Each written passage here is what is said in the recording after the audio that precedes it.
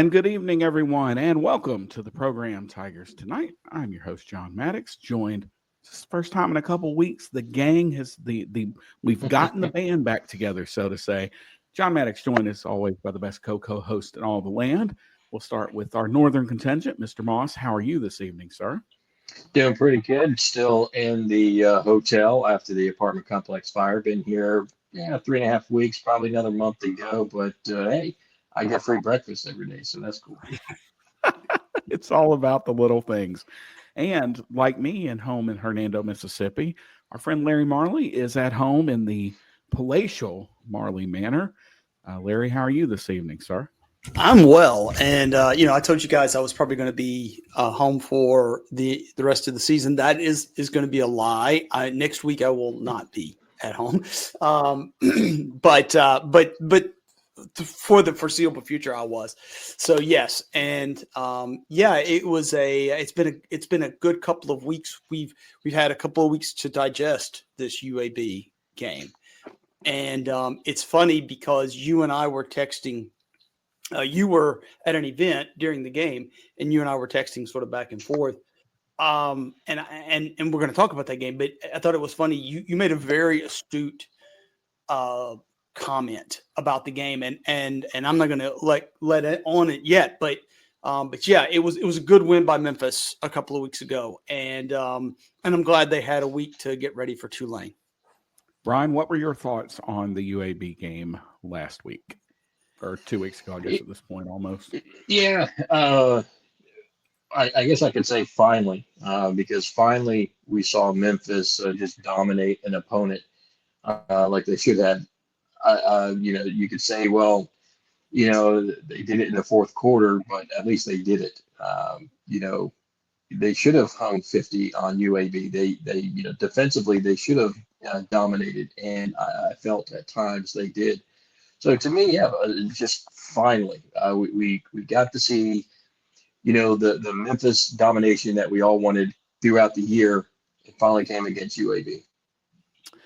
Yeah, it did seem like it took a while. And, to the point with Larry, the observation I made was it's almost like, well, it's not almost like it is.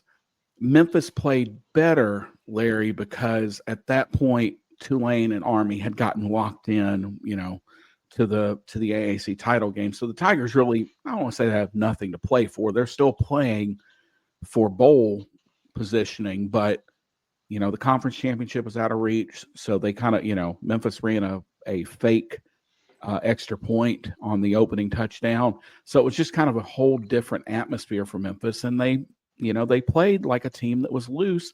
And Larry, that begs the question, where was that against Rice and Middle Tennessee and Charlotte and all these other games? I think the coaches were loose. That filters down to the players who are loose. And during those other games, the coaches were tight because they felt like they were playing for something, and they coached that way, and the players played that way. And look, I'm not throwing this all on the coaches, but I am going to say, I thought, and we both agreed, UTSA, Ryan outthought himself a couple of times in that game. And you could see the pressure from at various times in the game, previous games, would get them. And we talked about how Ryan against Middle was like, okay, well, they can't score, so I'm not going to take any chances. And then they didn't do what they did against UAB, which is just pound them, which they should have been able to do. In this case, and I thought it was a very astute observation by the television crew, the third down conversion by Anderson, where he caught the ball, jumped over the guy, and got the first down. That was really the backbreaker. That was what sort of catapulted Memphis into the 28 points in the fourth quarter. And you could see sort of UAB sort of, all right, we can't win this game. But I just think, to your point, John, you can't coach and play to not lose. You just can't do that. You have to play through the end of the game. And at times this year, I don't think Memphis did that. I just don't.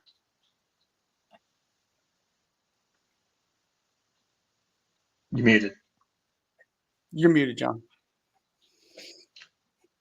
Yeah, should teach me to get out of practice with this. But Bryan, you look at the numbers, and the week after we said what was probably Seth's worst game as a Tiger, he throws in one of, no pun intended, one of his better performances as a Tiger, going 23 of 34 for almost 300 yards, 4 touchdowns, and Memphis rushes for 227 yards as well.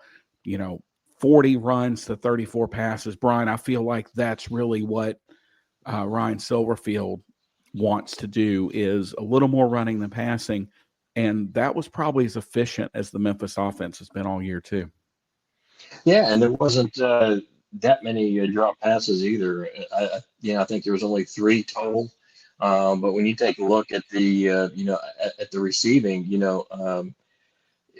Lanphier was targeted 4 times. He caught 4 passes. Mario Anderson out of the backfield targeted 5 times. Caught 4 of them. Rock Taylor was targeted 6 times, caught 4. Kobe Drake 3. Targeted 3, caught 3. I mean, so it's very efficient. Mario Anderson, running the ball, I thought was fantastic. The blocking. I thought was great, for pass blocking and run blocking. I mean, it was, I don't want to say it was a complete game, but it was probably as close of a complete game that Memphis had all year. And I agree with Larry. I mean, it just seemed like, not that there was a monkey off their back, but it was just that they definitely seemed relaxed, that, the pressure wasn't building. And, they just came out and played and dominated. But, we can say where was that all year, but, in the end, they did what they had to do. And, I'm really looking forward to this Tulane game. And, we'll see what, Guerry from, the Tulane rival side has to say in a few minutes. But, looking back in this UAB game, I can't, point to anything that was really negative. I thought maybe the special teams, I guess that would be the area that, is still an area of concern. But other than that, I mean, it was a really good win for Memphis. And they had full control from beginning to end. I don't think at any point in time did you feel like, oh, Memphis is going to lose this game, where they're not in control of this game. I mean, I didn't feel that at all watching this. So, I mean, definitely kudos to the coaching staff for you're not playing for a championship right now, but they still had to they still had to get the players ready, which they did. Check that box. The players had to accept that and come out and play disciplined football. Boom, check that. They did that. So yes, they weren't playing for an AAC championship berth, but still they came out and got done. Can we talk about Brady Cluse's catch? I didn't see the whole game, but I saw that. That is one of the finest catches I've ever seen. It was especially from such a young guy. That was impressive. And I tell you, this is going to sound like a little thing, but Memphis scoring at the end when they didn't have to, that's something you probably haven't seen before. Usually it's just, we'll run Harris Boyd up the middle or take a knee, but Memphis sort of pressed the issue after they got the turnover.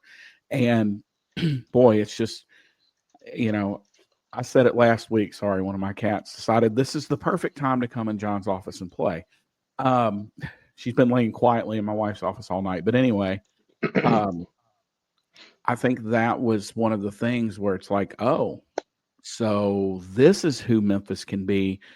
And, we'll talk about this a little more after we talk to Guerry, but I think Memphis is really going to look back on that UTSA game. I think that's the one that they're going to look back and they're kicking themselves over because, Navy's lost, but, that was one that, boy, Memphis just really let get away from them.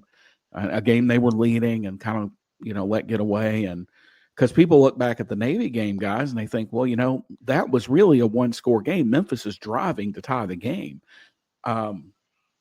never should have been the shape it was in, but that's neither here nor there. But yeah, so I just thought it was a good performance by Memphis to come out and finally, put their foot on somebody's neck. Because again, like you guys have said, that's just not something Memphis has done. I said it 2 weeks ago. I said, I'm not sure that's Ryan's personality. But hey, prove me wrong. And, they certainly did that on Saturday against UAB. As the game went on, Memphis was not just, this weren't just inside trap draws. Like Memphis was really, even after they scored and and they got the second touchdown in the fourth quarter, like it's way out of hand. And you knew we were going to win. They kept, going. It wasn't just up the middle runs. I mean, they did, sweeps and reverses and screen passes. There was no let up. And I was happy to see that finally, that they just, they did not let up at all. I think the other thing, guys, defensively, if you watch that game defensively, go back and watch it. We kept blitzing, even though the game was out of hand. We kept blitzing. We kept the pressure on. We didn't let them even have a chance. And that's what you have to do. I mean, guys, this is big time college football to a degree. And you just, when you get somebody down, you got to keep them there and just keep going, because if you give any of them a shot, I mean, they'll come off the mat on you. And I was very happy that we finally did what we should do to bad teams, right? That's what I texted you. Yep.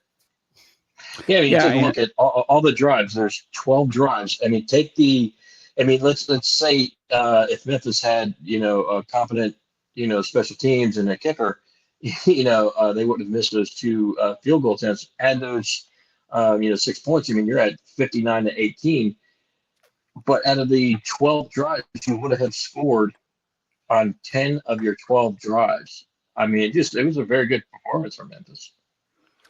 Yeah, and the special teams continues to be baffling to me. But if you watch college football any Saturday, with relatively few exceptions, it's not just field goal kicking is not just a Memphis problem. It's not unique to Memphis, but it's just ask Mississippi. It's just not unique to Memphis. You have guys missing kicks, spraying kicks all over the place.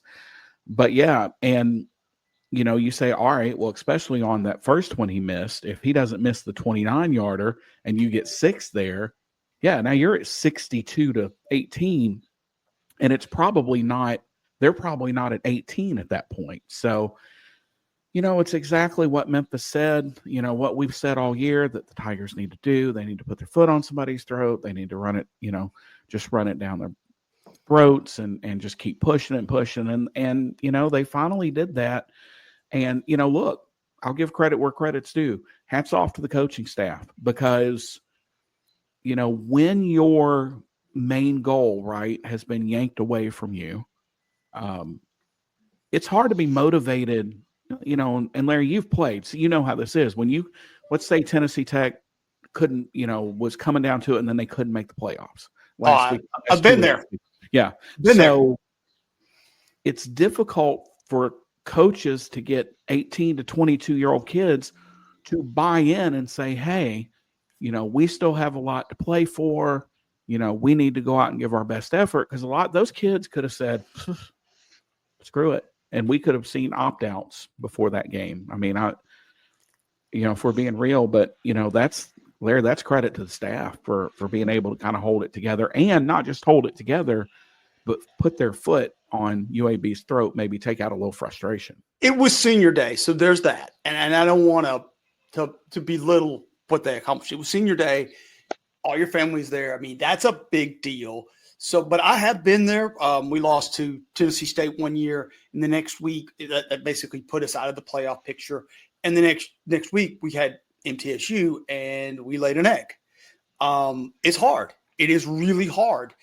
Because you're thinking about the end of the year. at that point. And look, it's normal, right? If you're not a senior, you're already thinking about next year. You just are. And I would just say I kudos to the Tigers for coming out and doing what they should have done. The UTSA game, yeah, that's a tough one, but we've still got a lot to play for. And if you beat Tulane on Thursday, you have now. It's going to be tough down there, but you have at least in the minds of your fans and yourself, you have said, okay, we were what we thought we were. And there is that opportunity. And don't think the players don't know that. We're going to step aside for about 10 seconds. And when we come back, our friend Guerry Smith from the Wave Report will join us to talk all things Tulane. You are watching Tigers Tonight.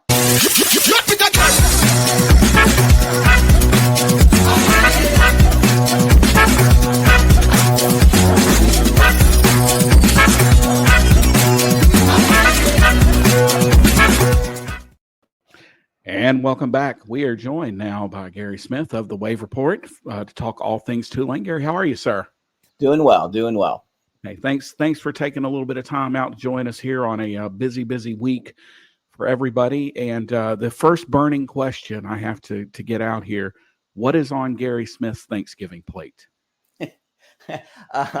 It'll be turkey, dressing, the usual works, yams, some other stuff like that. But spinach artichoke casserole. I guess that's my family specialty. So I think that'll be up there too. I'm getting help from the background here.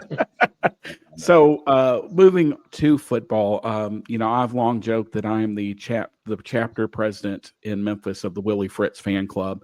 Mm-hmm. And, when he finally got to where Tulane should be, honestly, nobody was happier than me. But does it feel like in some ways, Guerry, that you guys upgraded with John Summerall?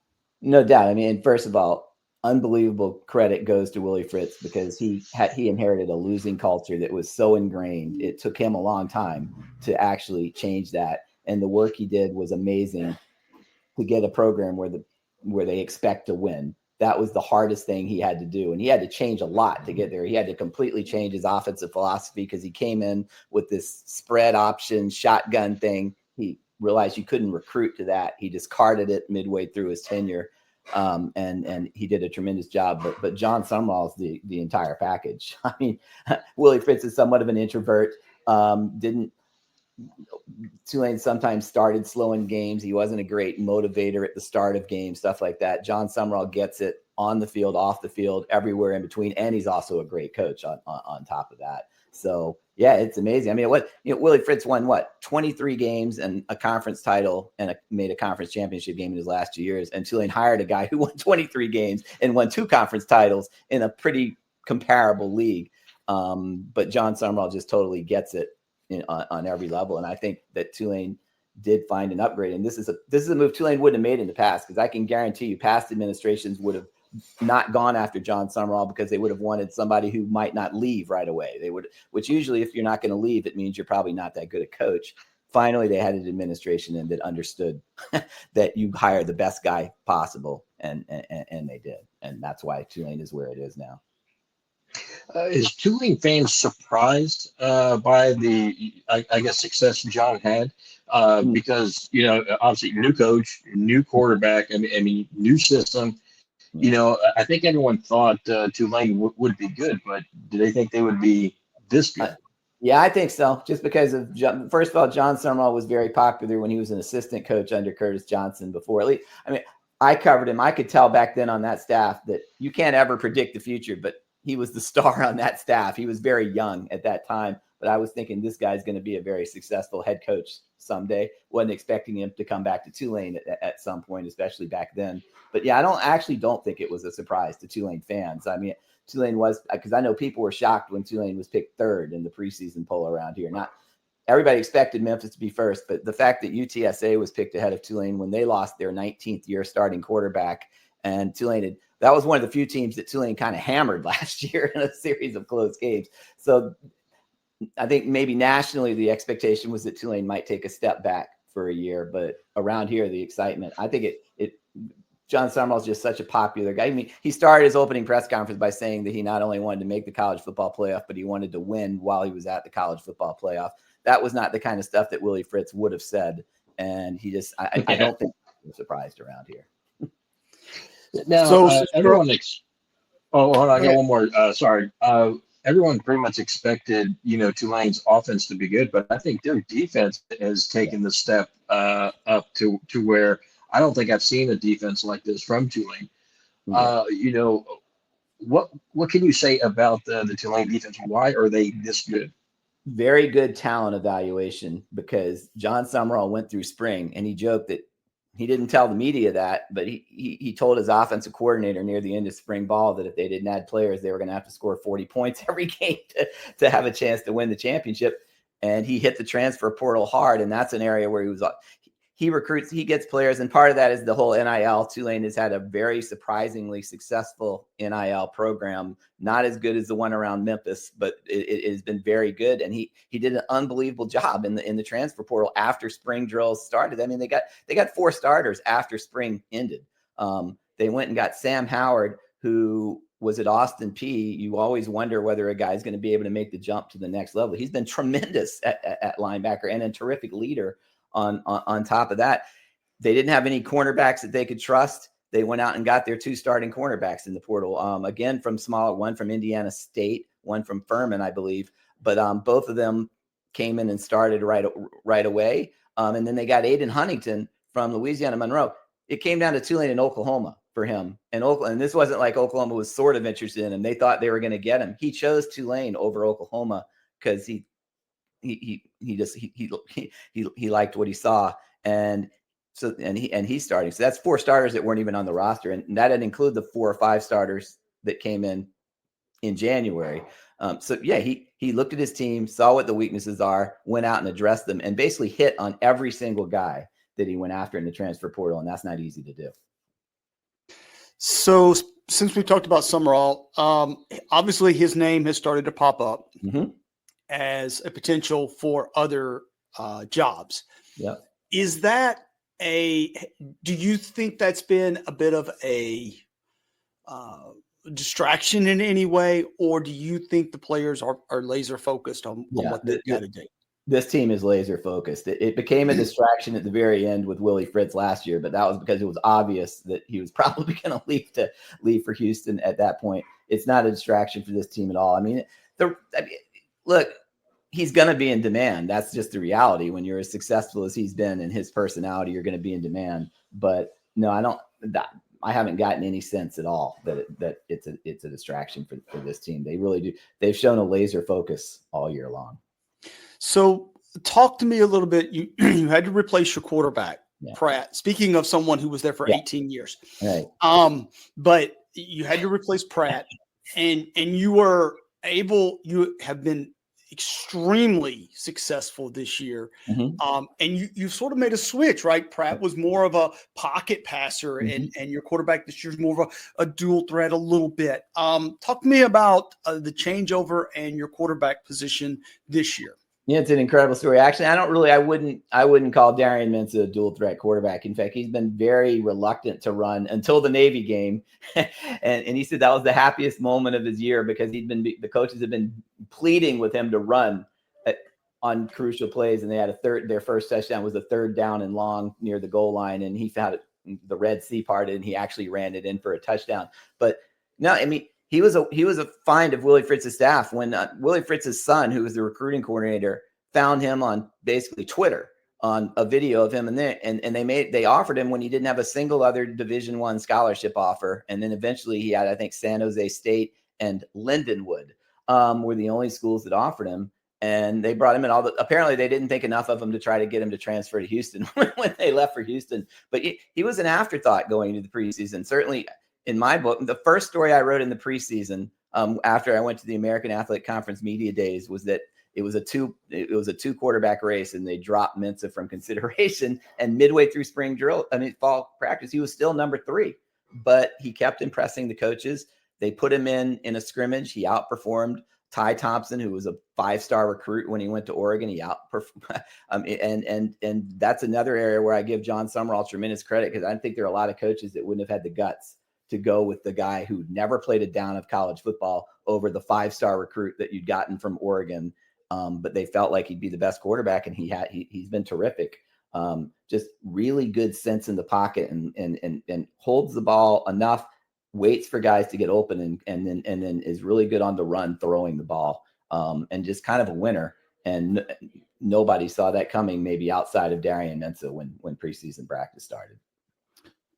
So we've asked about Tulane's defense. What makes Mekhi Hughes so special? These are going to be the 1 and 2, by the way, not named Bryson Daly, the number 1 and number 2 rushing players in the conference. What makes Hughes so special?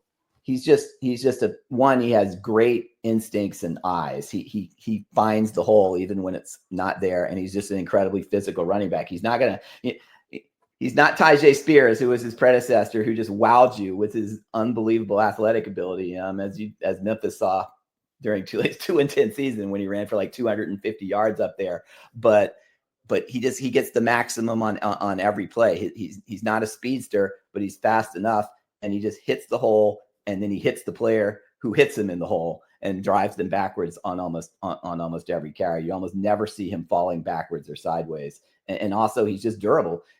The longer the game goes, you see a lot of games he doesn't do a whole lot in the first quarter, and then teams start wearing down a little bit, and then he just takes off. But he's also just an incredible team player. He's the same guy every day. John Summerall says that every time anybody asks him about him. He never has to wonder what's Mekhi Hughes going to be like today. He's just a winner and a competitor, and just really physical. So who's one player on the defensive side of the ball that maybe isn't getting enough pub or press that Memphis should be keeping Tom Ramsey up at night? Yeah, I mean, it's funny because Tulane, their leading tackler this year is going to have the fewest tackles of any leading tackler at Tulane since the media guide started keeping records at 1969, because they're so deep. So it's so many guys. I guess I'd say he actually has a lot of attention from the NFL. Caleb Ransaw, their nickelback, he's gonna guard whoever they decide is Memphis's best receiver, and especially when teams put guys in the slot. He's the guy that covers them, and he's a player. The big shock is Tulane's had 6 defensive touchdowns this year, and he isn't responsible for one of them, because he's definitely Tulane's best cover guy as a whole. And who they put him on and how they use him will tell you who they want to take away the most from Memphis's offense. It's going to be Rock Taylor. Yeah, I was. I'm just saying, where does Rock Taylor usually line up? That's my only question. Is he a wide guy or is he inside? Or Blankovsey now. Blankovsey likes to line up in the slot too. Yeah, so I mean, because Coach Silverfield, you're listening. You're not giving away any game plan here. Yeah, okay, gotcha. So you mentioned real quick before we let you go, you mentioned about NIL and it kind of being a little surprising at what Tulane's been able to do.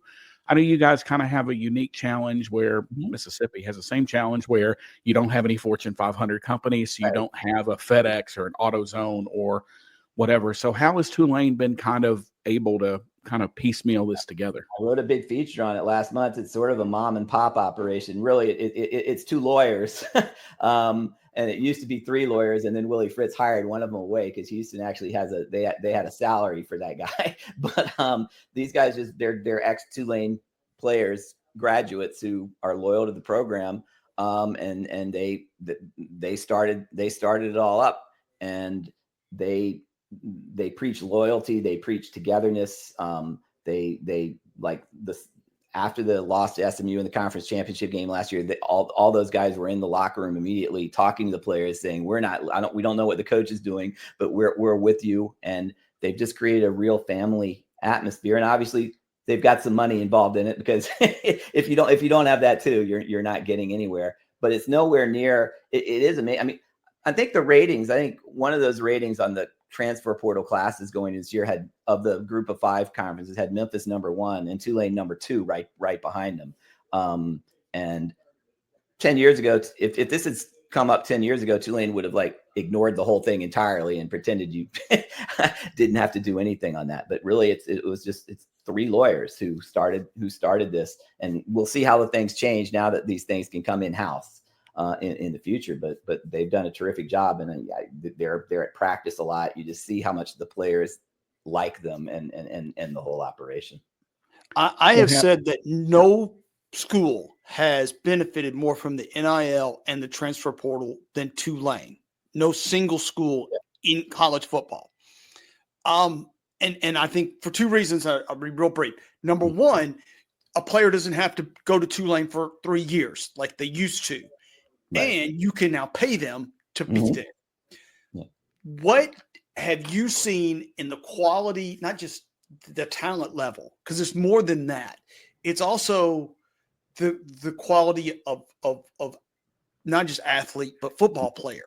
Yeah. What changes have you seen in the last 8-10 years? I mean, really, I didn't see a lot of it's John Summerall, because as good a coach as Willie Fritz is, he's not getting Mario Williams to come to Tulane. He's not getting Ty Thompson to come to Tulane. Now it turned out Ty Thompson isn't even starting, and he's basically just a wildcat quarterback who comes in about 5 plays a game. But John Summerall, he sold these guys that you can do anything you want if you come to Tulane. I mean, Mario Williams obviously played Oklahoma and USC, and there's a lot of schools he could have gone to, but he chose Tulane. So I saw a sea change just this year. Willie Fritz hit on some guys, but they were mostly under the radar guys that big schools weren't recruiting, and he just was a good talent evaluator on them. But Summerall, I mean, I think it's 23 guys that came through the transfer portal, and almost I'd say 20 out of those 23 are the reason that Tulane is in this position that Tulane is in right now.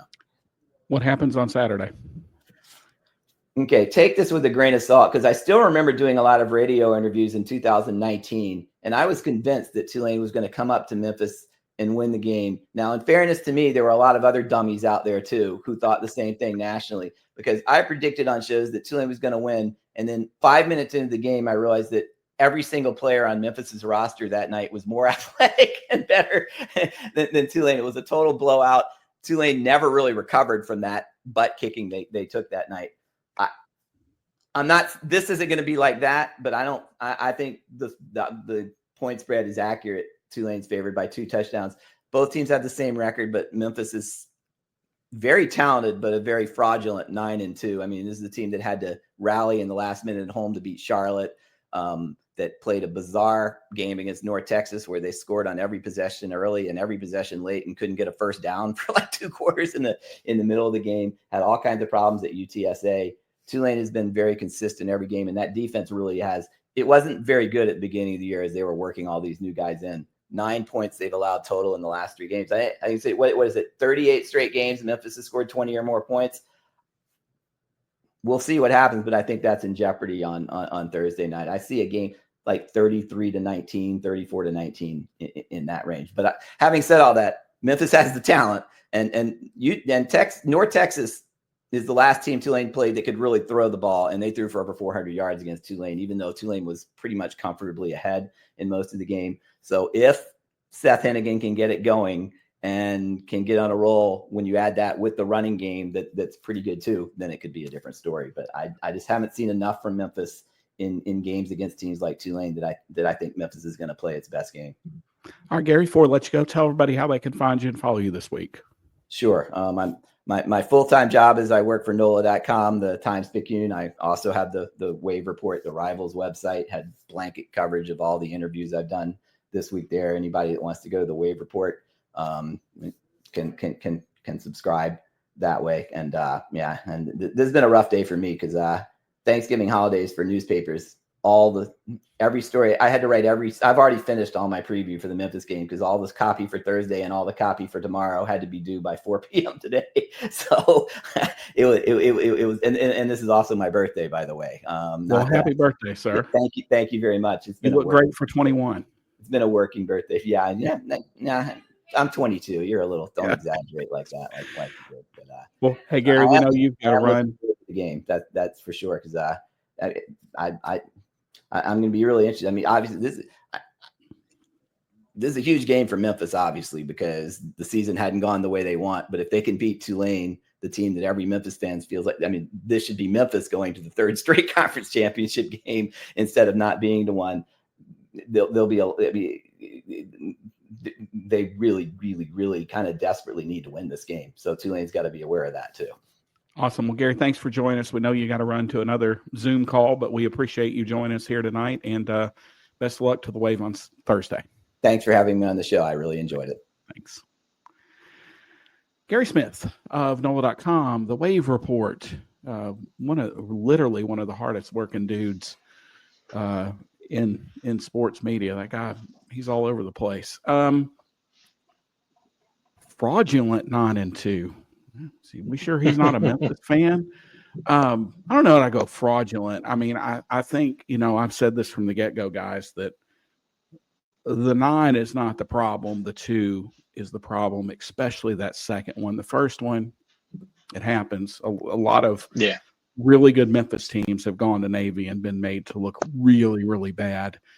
Fraudulent is kind of a strong word, but in some ways, there are probably a lot of people listening to this right now that nodded along and said, yep, fraudulent 9-2. It's in Larry's, what they call about lower third there. Which team shows up, Bryan? Are we going to see the Memphis team that has nothing to lose, but frankly, nothing to gain? I think at this point, it is what it is.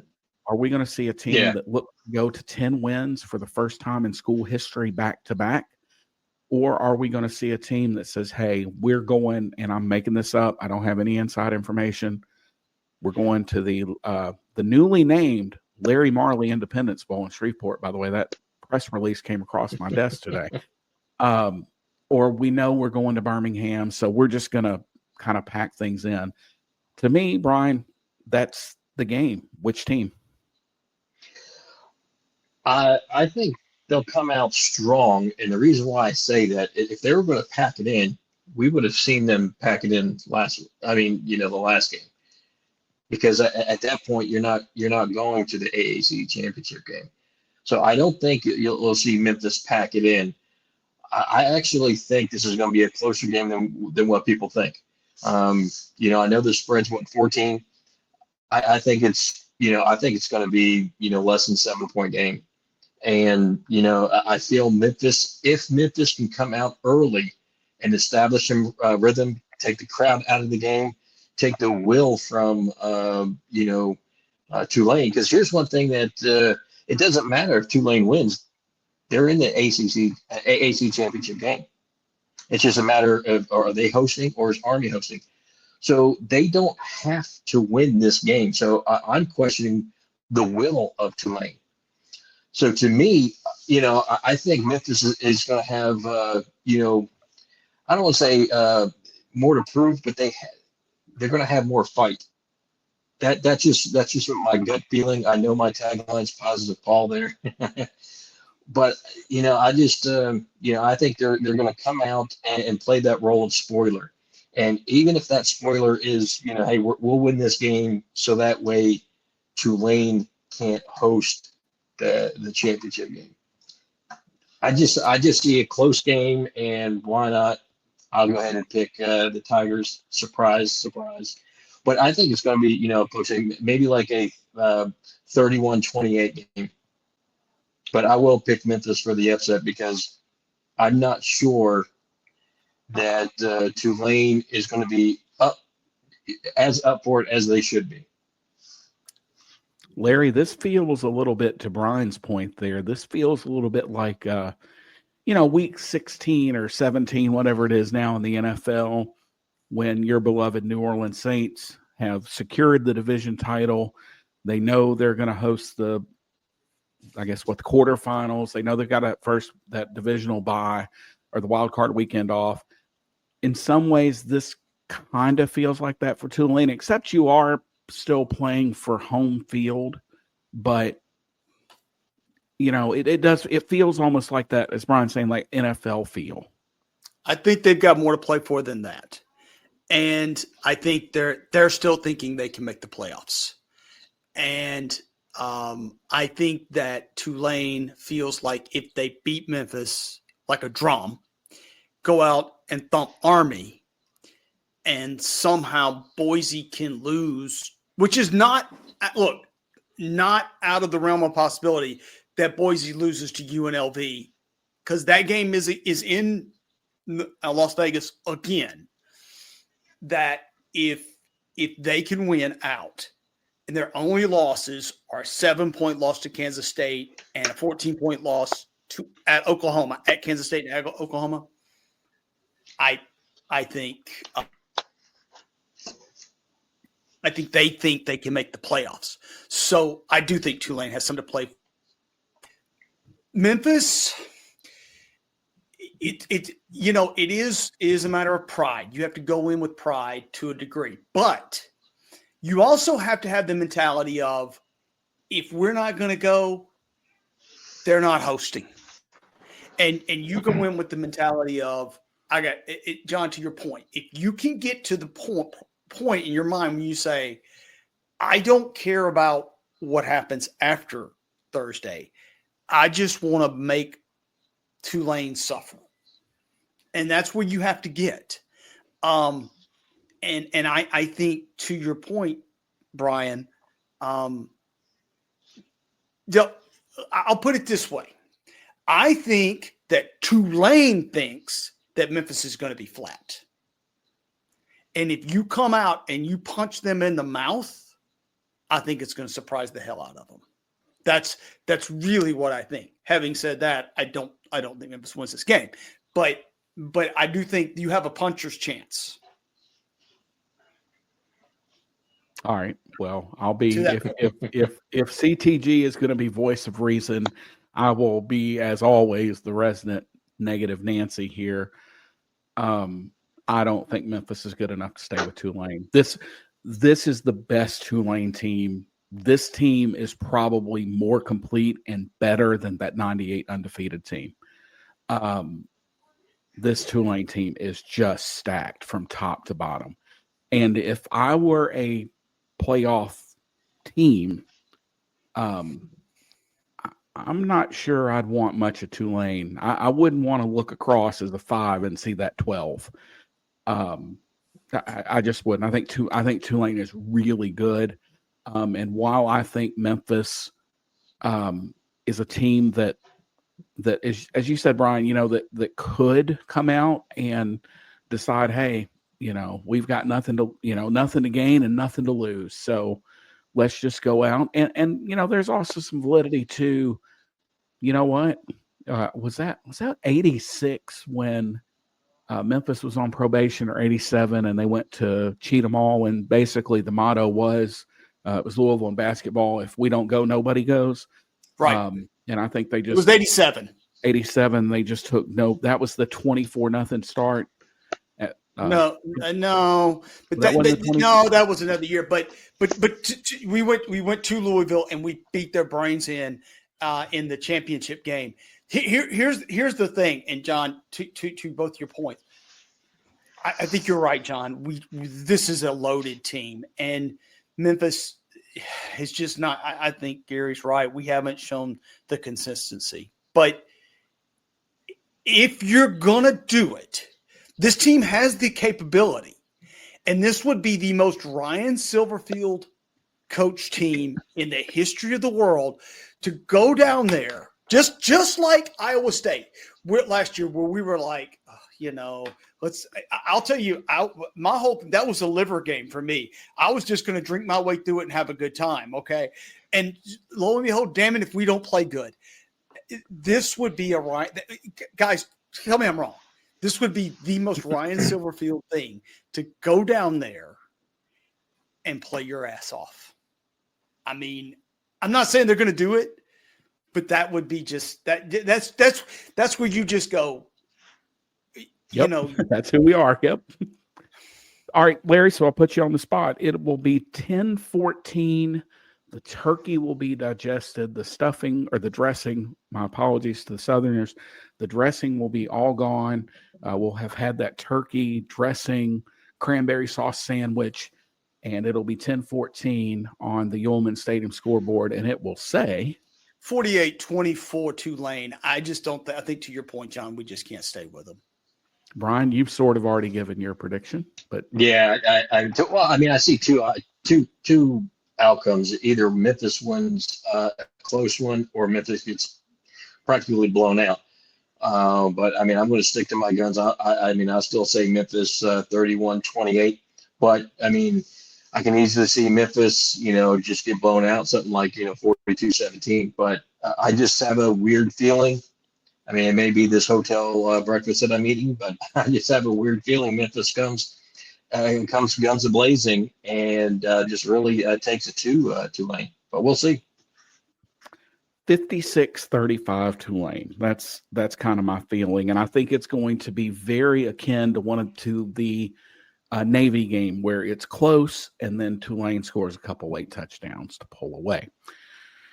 So, boys, we got one more game of the regular season. But before we go, it's, I asked Gary, so it's now time for the important questions.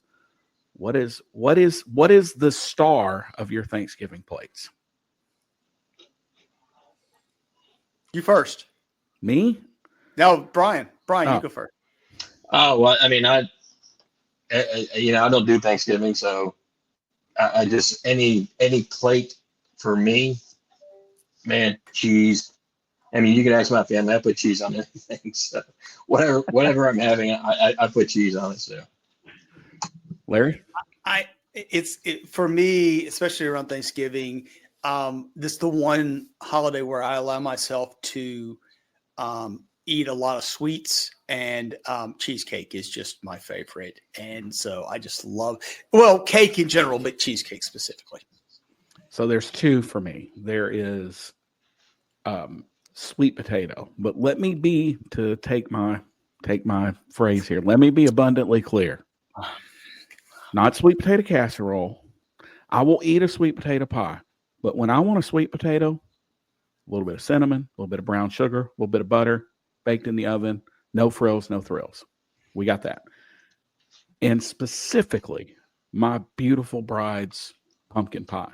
Specifically, no other pumpkin pie will do. She makes the pumpkin pie with the fireball, with the candied pecans on top. You guys are coming over. A little bit of whipped cream. Yeah, and we're done. She home makes the whipped cream, puts it in the blender or the mixer, and it is literally. It is. I don't eat pumpkin pie any other time of the year, and I don't eat other pumpkin pies. Words cannot express how much I love her pumpkin pie. So now that everybody's hungry for Thanksgiving, we all want to say, first of all, thank you for listening this year and putting up with our nonsense. Our positive Paul, our voice of reason, and negative Nancy over here. Also, congratulations to Memphis men's basketball, 71-63 win over Michigan State today to move to 6-0 on the season. Penny's got it rolling, and hats off to those guys because Memphis needs something positive, I feel like, right now. And it still feels just like surreal to sit here and say, well, Memphis needs something positive. They're 9-2, but it just doesn't feel that way. So we'll be back for the regular season finale next week. Who knows after that, because we probably won't know our bowl game until the Sunday after the AAC championship game, right. Unless, because all that has to shake out. I'll go on record. I think Tulane gets in the playoff. I think Boise stumbles along the way and Tulane beats Army and ends up. If Tulane beats Army, Tulane's in. I think if Army wins, it doesn't matter. I don't think they get in. I think Boise stays in front of Army just because Army's strength of schedule is just so god awful. But we'll talk about all that next week. We'll talk about AAC championship game, bowl games, and all that. I'll have bowl projections up on the site. Sam is working on 2 articles, what the Tigers should be thankful for and what's on their Thanksgiving plate. Brian, you'll have what this week? Recruiting. Memphis had 2 commitments today. I've already spoken with Ian Williams, who is a 3-star commit who was committed to Appy State, flipped to Memphis. So I will have that article up either tonight or tomorrow morning. And then who was the other kid? The other commit was JUCO linebacker Martavius Blackman.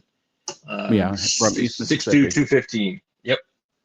Yeah, Memphis going out and getting some defensive help in the rather quickly here. So for the best co-host in all the land, Larry, Marlene Brian Moss is John Maddox signing off, saying thanks for watching, and we will see everybody next week.